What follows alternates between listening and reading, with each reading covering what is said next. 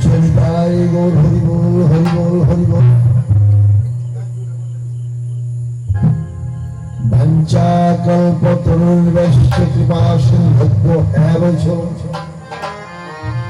পতিতানাং পাবনেভ্যো বৈষ্ণবেভ্যো নমো নমঃ।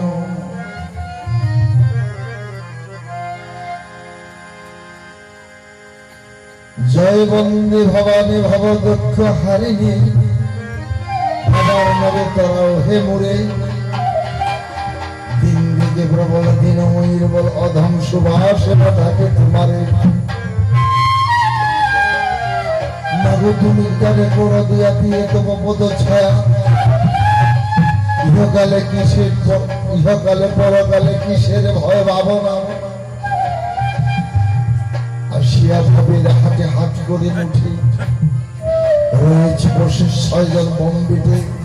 সর্বস্ব নিয়েছে লোকে মাগো, তুমি বিনে উপায় দেখি না। হরি বল।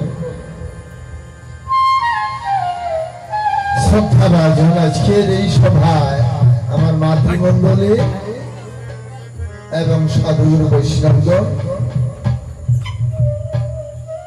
আজকে এই আসরে হবে বাউল কীর্তন। অনেক আগের থেকে জানাজানি হয়েছে মঞ্চে কীর্তন হবে বাউল কীর্তন। বাউল কীর্তন হয়েছে সর্ব কীর্তনের মূল। আমি যত গান বাজনা আছে আর কি সবটার মধ্যে বাউল যায় গান। আর বাউলটাই হলো আদিম বস্তু আসবে।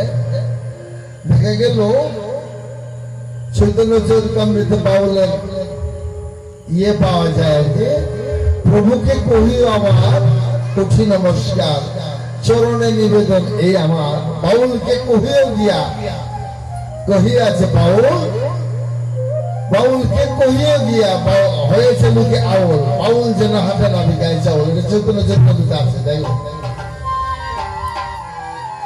তাহলে বাউল ছিল তারা। আর আমরা বাউল গান গাই, কিন্তু আসলে কিন্তু বাউল হওয়াটা তো সোজা কথা নয়। বাউল হওয়াটা পরে আর কঠিন। যাই হোক, আপনারা রাত্র অনেক হয়ে গেছে, অনেক কিছু বলবার ইচ্ছা ছিল, কিন্তু বেশি বলাও যাবে না, সময়ের অভাব। আমি বেশি সময় নিব না। তবে আপনারা এখানে যারা যারা আছেন, মা মাসি দাদা ভাই সকলে আমাকে চিনেন, জানেন আমি যে কি গান গাই। হরি বল। তার মানে এই আপনাদের সম্মুখে তারাই আমার ভয় হয়, কারণ আগে তো গাইছি, আগে বেশি একটা বুঝছি না, এখন কিছু বুঝি। আগে কি গাইছি জানেন? আগে গান গাওয়ার লাগে গাইছি, আমি নিজে বুঝছি না, আর মানুষও বুঝছে কিন্তু তাও বুঝি না, বুঝছেন? এখন কিন্তু জানে যে বাউল গান গাইতে হইলে কেমন ব্যক্তির দরকার। আপনারা শ্রোতা সত্যিকার, কিন্তু আমি কিন্তু অনুপযুক্ত গায়ক গেছি হইয়া এখন মনে পড়ে। যার জন্য আমি গান কীর্তন করতে গিয়া অনেক কথা বলতে যাই। যদি আমি আমার কিছু ভুল ত্রুটি হয়, আপনাদের শ্রীচরণে আমাকে দিবেন আশ্রয়। এটাই মিলিতে আপনাদের চরণে জানাইয়া আমি বাউল গান আরম্ভ করছি। এই সবাই দাঁড়াইয়া মায়েরা দিবেন একটু ধ্বনি, বা দাদারা দিবেন একটু জয়ধ্বনি। এই ধ্বনিতে আজকে গড়ে উঠে মধুর বৃন্দাবন। জয় জয় রাধা কৃষ্ণ।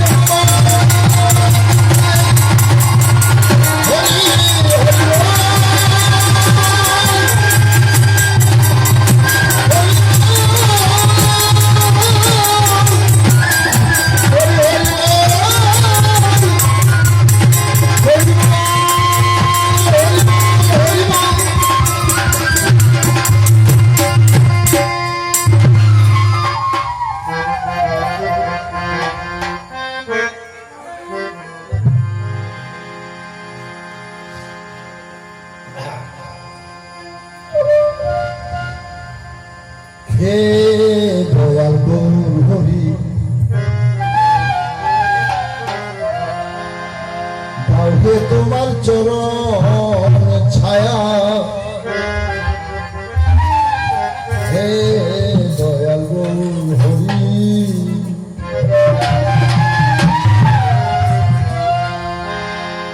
গোকুলের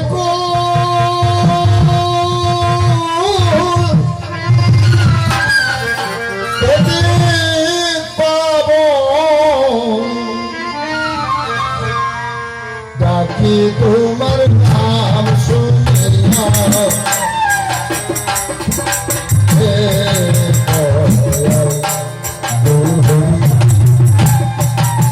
তোমার চরণ ছায়া গৌর হরি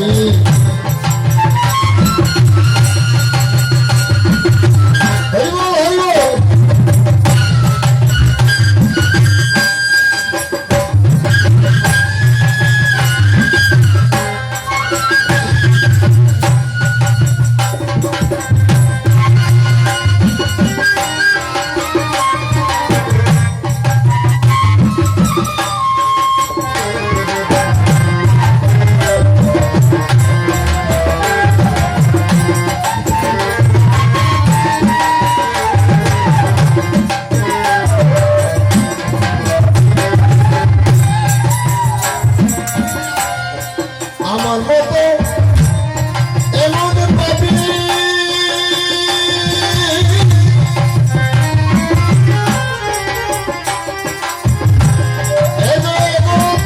আর পাবি আমার মতো এমন পাবি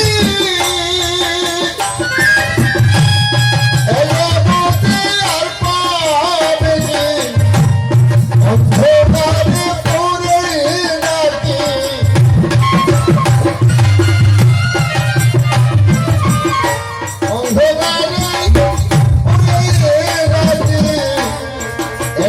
আলো ভানিয়া হে দয়াল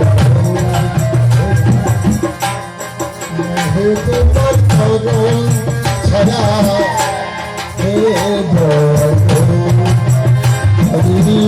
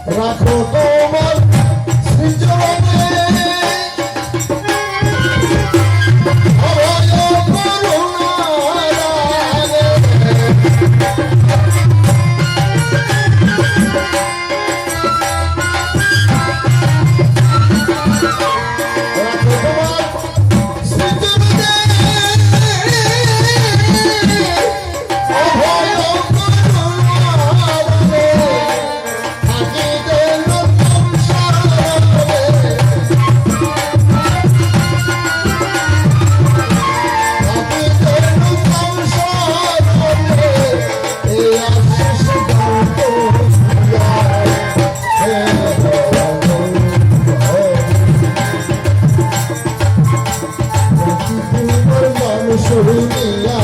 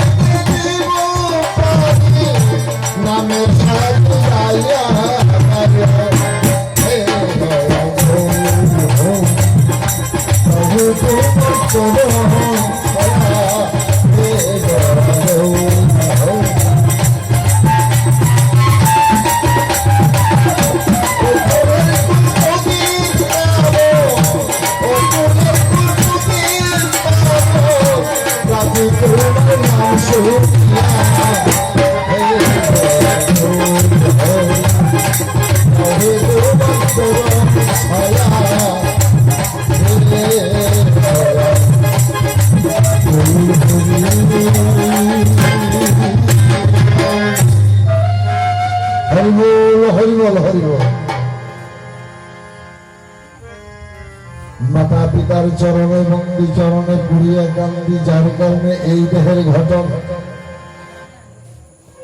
বন্দি শ্রী গুরু শ্রীচরণ এই মুহূর্তে যে ফুটাইছে সাজাইছে মধুর নিলাম, সেই চরণে স্মরণ নিলাম এখন। আর যত নরনারী সবার চরণে প্রণাম করি, ভক্তি করে আজকে বাউল চর্চা করতে চাই আরম্ভ। বিভক্তের ভাবুকি যেন সুন্দর ভাবে কীর্তন করেছে, আমরা করেছি শ্রবণ, আপনারা শ্রবণ করেছে। অনেক দূর থেকে আনা হয়েছে, কারণ আমরা অনেক সময় মানে লোকের বস্তু আমরা বলা হয় না, ঠিক না? যার জন্য দূরের মাল হইলে ভালো হয় আর কি। মানে জমি করেন দূরে আর ইষ্টি করেন দূরে, তাহলে একটা মজা থাকে। এই মানুষের সাথে আত্মীয় স্বজন করতে গেলে দূরে করবেন, আত্মীয়ের মর্যাদা থাকে। যার জন্য যে আমরা গান গাই এই সভাতে, কিন্তু যাই হোক আপনাদের আশীর্বাদে উদীয়মান যুবক সঙ্গে সে এখন গায়ক হয়েছে। ও গান গায়, আমিও গাই, ওরে নিয়ে অনেক আসর করেছি। আরো কয়েকজন আছেন, নতুন নতুন গায়ক আছে, এখনো প্রকাশ পায় না, পাবে। কিন্তু একটা কথা কি জানো, আমাদের এই আসনের মধ্যে বা আমাদের এই জায়গাগুলোর মধ্যে সত্যিকারই একটা আলোড়ন সৃষ্টি হচ্ছে কি জানেন? খালি বাউলের নাম রইলে বলে বেঙ্গল যাও, বেঙ্গল। হ্যাঁ, আপনাদের এই গ্রামে সচিত্র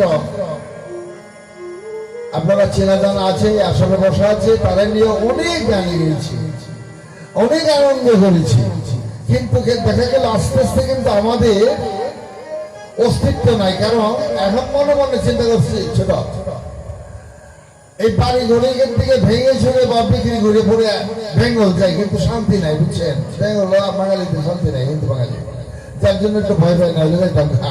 মানে গানের মর্যাদা পাওয়ার জন্য বেঙ্গল গেলেই দাম পাইতাম, বুঝলেন? যাই হোক, এই হলো ব্যাপার। আমাকে যখন দিল গানের বায়না, তখন ওনাদের ভিতরে যে ভাব সেটা কিন্তু আমি বুঝতে পাইলাম করি বর্ণনা। বেঙ্গল থেকে কাউকে আনা যায় না। আমি বলে কেন, আমাদের এখানে তো গায়ক আছে। কই দেখে একটা কথা হলো কি, চেনা জানে, তবে আপনার তো আমরা চেনা জানা একজন, যাতে কিছু চেনা কিছু অচেনা এরকম থাকো। হ্যাঁ, আমি তো পয়সা লাগবে, গায়ক আছে দূরের দিকে আনতে গেলে পয়সা লাগবে। তো এত পয়সাও তো দেওয়া যাবে না, পয়সাও কম দিবে, আবার দূরের গায়ক লাগবে। পরে বললাম যে না, আসামের মধ্যে গায়ক আছে, একটু দূরের দিকে আনা হোক। যাই হোক, ওনারা করুণা করিয়া আমাকে দিল গানের নিমন্ত্রণ দিয়া। সেই নিমন্ত্রণ নিয়ে কিন্তু একটা গায়ক দূরের থেকে আনা হয়েছে। আমি সত্য কথা সবাইকে জানাই, কিন্তু আমার ইচ্ছে আমি গান গাই নাই। অনেকের প্রাণে নিতে পারে ব্যথা, যে এই বেটা আমাদেরকে থেকে অন্য জায়গা থেকে গায়ক কেন আনে, সচিনটাও ভাবতে পারে এরকম কথা। তবে এটা ভাবতে লাগে না, কারণ আমার ইচ্ছা এটা গান না। কেউ যদি গান না গাওয়া জোর করে গাওয়া যাবো কি, তাহলে কি বলে? হ্যাঁ, আপনারা তো গান না শুনেন, আমি যদি পায়ে ধরি আর লাঠি ধরি তাও তো থাকবেন না, গান যদি না শুনেন। হ্যাঁ, আপনারা গাওয়ান গেলেন ভাই। তো যাই হোক, আপনাদের ইচ্ছে গান নেই, তাই আপনাদের সৃজনের হয়। আজকে পালাটা হলো শাক্তবৈষ্ঠ পালা। এটা কারো ভালো কারো জ্বালা। অনেকে এরকম আছে যে এটা কি পালা দিলে পালাটা শুনতে শুনতে ফোটা ফোটা হয়ে গেছে, আর কথা শুনবো। আর যে বেটা পালা ধরছে, পালাটা ধরিয়ে পড়ে ভাবতেছে যে বৈষ্ণব নিন্দা করলে এই দেশ একদম সব পালা। আরে আমি এই আশ্চর্য ব্যাপার। আর শাক্ত কাকে বলে এটা চিন্তা, বৈষ্ণব নিন্দা তো কোনো যায় আসে না। বৈষ্ণব তো বৈষ্ণবী, বৈষ্ণবের নিন্দা করে কে? শাক্ত করে নাকি? কখনো না। এটা হলো বাউলের মধ্যে একটা অভিনয়, আগে আমরা করেছি, কিন্তু শাক্ত ভাবতেই আমরা বুঝছি না শাক্ত কাকে বলা হয়। শক্তি চাকরিতে না হলে উৎসব হতে পারে না। হরিবল, শক্তি এই যদি না জায়গায়, শক্তি পূজা যদি না হয়, তাহলে সব উৎসব হতে পারে না। আর শক্তিকে পূজা করলে তাকে শাক্ত বলে। আর এইখানে চর্চা করে, মানে শাক্তের ভূমিকে নিয়ে বৈষ্ণবের নিন্দা করে, বুঝছেন? এটা হইলে পালা। হ্যাঁ, দেখো ওইখানে যাইতে চাই নাই, যাবো না, কারণ হচ্ছে যে ওইখানে একটা গুরুতর বিষয় গেছে রইয়া, যেটা নাকি অভিনয়। সবাই যাতে আনন্দ পায়া, একটু ঝাল একটু মিষ্টি, হ্যাঁ এরকম আছে না, ঝাল মিষ্টি, অল্প অল্প মিষ্টি মিষ্টি, অল্প অল্প ঝাল ঝাল লাগলে এটা ভালো লাগে। একটু আনন্দও থাকা চাই, একটু ভাবও থাকা চাই, তাহলে আনন্দ হবে, তাই না? একটু হাস্য কৌতুকও থাকা যায়। তবে যাই হোক, আমি হাস্য কৌতুক করতে চাই না। আমাকে বিষয়বস্তুর ভূমিকার মধ্যে প্রশ্ন কয়েকখানা আমাকে প্রথম জিজ্ঞাসা করেছে, এই কলির যুগে দেবরের দ্বারপত্র উৎপাদন, মাংসের দ্বারা শ্রাদ্ধ এবং কলিতে সন্ন্যাস, এই সন্ন্যাস কাকে বলে, আর বৈরাগী কাকে বলে, বৈষ্ণব কাকে বলে, এটা বুঝই না মনে হয়। এটা বুঝতে চেষ্টা করে, তাহলে প্রশ্ন করতে পারবা। বৈষ্ণব কাকে বলে, সন্ন্যাসী কাকে বলে? সন্ন্যাস, হ্যাঁ, সন্ন্যাসী নিষেধ আছে, এটা শাস্ত্রে নিষেধ আছে। তবে যাই হোক, শাস্ত্রে যাহা বলে গেছে, ভজনে তার কিছুটা তারতম্য রয়ে গেছে। ভজনটা বড় গোপন, ঘরে থেকে সন্ন্যাস হয়, অর্থাৎ যারা ত্যাগী, যারা নাকি ত্যাগ করেছে তাদেরকে সন্ন্যাসী কয়। সন্ন্যাসী মানে সর্বস্ব ত্যাগ। তবে সন্ন্যাসী কলিযুগে নিষিদ্ধ করেছে, সন্ন্যাসীটা হওয়াটা সবার সাধ্য নয়। যার জন্য বৈষ্ণবের ধর্মটাই প্রচার করেছেন শ্রী চৈতন্য মহাপ্রভু। এই বৈষ্ণব ধর্ম হইল কলির যুগের শ্রেষ্ঠ ধর্ম। আর এই বেটা কোন জায়গার থেকে পাইলো কলির যুগে বৈষ্ণব ধর্ম নাই? এটা কোন শাস্ত্রের মধ্যে পাইছ? এটা আগের সম্পর্কে আসলে বলে দেবে যে অমুক শাস্ত্রের মধ্যে পাইছি। শ্লোকটা বলছো, এই শ্লোকটা তো আমরাও জানি। এই শ্লোকে কখনো বৈষ্ণব হয়তো নিষেধ নাই, বলা আছে কি? তুমি ডাক শুনো নাই? অনরূপিত চরিং চিরাতে করুণা অবতীর্ণ করো সময় পয়দম অনন্যত উজ্জ্বল অবসান শক্তি শ্রেয়ম হরিপুর সুন্দর দুটির কদম্ব সন্ধ্যের বিদয় সোনা হৃদয় স্কন্দর স্ফুরত বসতি নন্দন। যে বস্তু কোনো কালে কলিযুগ অর্পিত ছিল না, সেটা এই কলির যুগে বৈষ্ণব থেকে অর্পিত করেছে। আর এই বেটা বলে কলিতে বৈষ্ণব ধর্ম শাস্ত্রে নিষেধ আছে। হ্যাঁ, কি কয় এটা? মাথাটা ঠিক আছে তোমার? ঠিক হলো। হ্যাঁ, যাই হোক, এটা না। তারপরে বৈষ্ণব কাকে বলে? বৈরাগী কাকে বলে? হ্যাঁ, দেখো, মালা তিলক দূর কবিন বহির্বাস, এটা হলো পঞ্চলক্ষণ বাইরে। এইটা নিলেই বৈষ্ণব হয় না। বৈষ্ণব সাধনার সাবজেক্টের ব্যাপার আছে, ক্লাসের কথা আছে। স্থূল প্রবর্তক সাধক সিদ্ধি সাধকেতে, অর্থাৎ নন্দের নন্দন কৃষ্ণ সাধকেতে হয়, সেই কাম বৃন্দাবনে অপ্রাকৃত হয়। নন্দের নন্দন কৃষ্ণ সাধকেদের হয়, সেই কাম বৃন্দাবনে অপ্রাকৃত হয়। কুঠি কন্দর্পের মন করে হরণ, চারিটি অবস্থায় কৃষ্ণ করে আকর্ষণ। বিরল বীরসন্ত বিরুদ্ধত, আর এই চারি অবস্থায় করেন কৃষ্ণ বিহার। সেই কাম সাধনে যার সমর্থ হইবে, বৈষ্ণব তাহার বলে, তখনই বুঝবে। এটা বুঝার কথা বললে বললাম তো, হ্যাঁ, চট করিয়া। কিন্তু ওই সাধনা কুচিত কল্পকালের সাধনার ফলে যদি কারো হয়, তারপরে তার বৈষ্ণব করে। আর মালা তিলক দূর কবিন নিলেই তাকে বৈষ্ণব বলা হয় না, সাধনা সাপেক্ষ বৈষ্ণব। আমার কথাটা বুঝছো তো? হরিবল, এটা মহাজন সিদ্ধান্ত। এখন ওই শ্রেণীতে কারা কারা আপনারা গেছেন, কিন্তু আমার এটা উপলব্ধি হয় নাই। হরিবল হরিবল। হ্যাঁ, সেই কাম, অর্থাৎ কাম বীজের সাধনা করিতে করিতে কাম বীজকে প্রত্যক্ষ করতে হবে, তাহলে বৈষ্ণব হবে। কাম সবলে ধ্বংস হবে, কাম বশ হয়ে যাবে, আর কাম এই দেহে থাকবে না। এই কাম প্রেম নামে পর্যবেসিত হবে, তখন তাকে বৈষ্ণব বলা হয়। সে হইল বৈষ্ণব। আর বৈকারে বৈদিক ক্রিয়াহীন, এই যে কর্মকাণ্ড, যেটা কর্মকাণ্ড বিশের মগ্ন, যার মনে আছে যেমন কর্মফল ভোগের তোরে এভাব সংসারে জীবের হয় জন্ম মরণ। হ্যাঁ, এই যে কর্মকাণ্ড, কর্মকাণ্ড কি? ধনং দেহি জনং দেহি